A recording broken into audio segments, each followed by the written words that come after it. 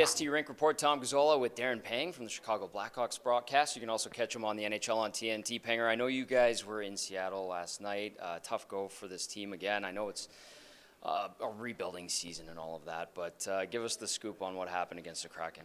Well, I mean, number one, the Kraken are a desperate team. They got Vince Dunn back after 4 games, and they've been really hit hard with the flu. I know a lot of teams have. I understand that the Oilers at one point, I think every team in the NHL has gone through that. And it's something that we don't recognize on a day-to-day basis, who's injured, who's not injured. But when you've got a bunch of guys that are sick, that's a really tough one to get out of your system. And so anyway, Seattle started off real well. The one thing I'm impressed with the Hawks is that they've maintained a level of professionalism. And even though they haven't won a road game in 17, and they're obviously second worst team in the NHL in terms of standings, they've kept a really good attitude and a real good professionalism. I think Luke Richardson's done an incredible job in that area. And even last night's game, a quick breakdown, down 2-1, score a goal 2-1.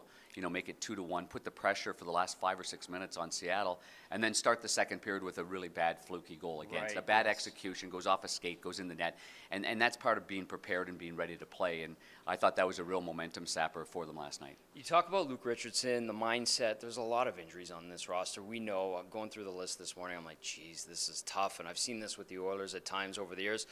But the guys who've come up, the guys who've been brought in, it seemed like a couple weeks ago, even when we saw them play the Oilers, they gave them everything that they could, all hell that they could. And is that kind of the mantra that Richardson's kind of putting forward right here? Yeah, I mean, I think people here in Edmonton know what he's all about. He was always revered as a leader, but a consummate pro, a guy that didn't get too high or too low, but when he got a little intense and maybe a little sour or a little upset with how he played or how people played, he knew how to say it. And I think he's done a really good job of kind of parlaying that with the group, not letting them off the hook, making sure that they know that what's happening isn't good enough.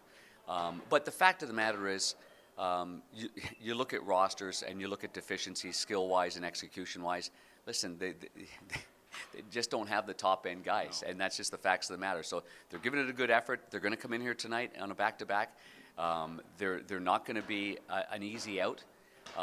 And I was just talking to Calvin Pickard about it. He goes, man, they played really well last night. And I think that's the word from a lot of the people, and that's impressive. And that says a lot about Luke and the players that are there because, there's no the cavalry's not coming. Right. And even Connor Bedard, for as good as Connor obviously is as an 18-year-old, I mean, we know how you can't just put Connor McDavid and and have him around very limited skill and say just go execute. It's just not going to work. So I think in this case it's going to be great in the future, but right now it's a bit of a challenge. In my time with the team for 8 years, there were some tough moments, but I would always bring up bright spots during a season because you had to. We're seeing Peter Mrazek getting an extension here. Is he honest? He's one of the bright spots from this group, right?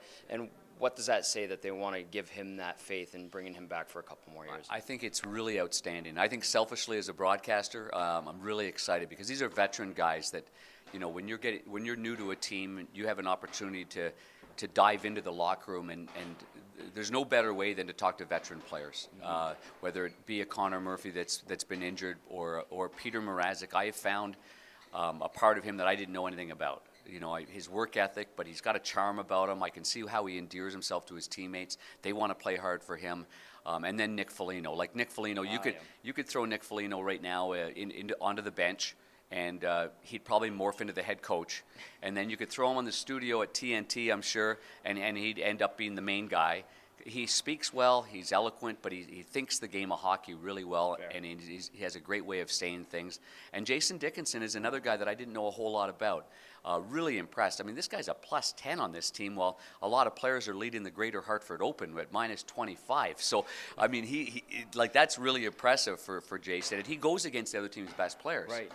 So he's played physically, he's established that part of the game, and so for Kyle Davidson to make a commitment and sign these guys instead of at the deadline, okay, let's move them for a second, let's move them for a first, they've got 18 picks in the next 2 rounds. The cupboard's getting full. Yeah.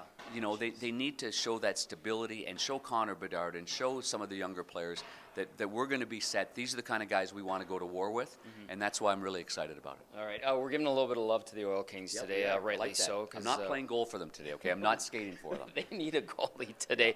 What are we going to see on the ice when the Oilers and Blackhawks play tonight? What do you think?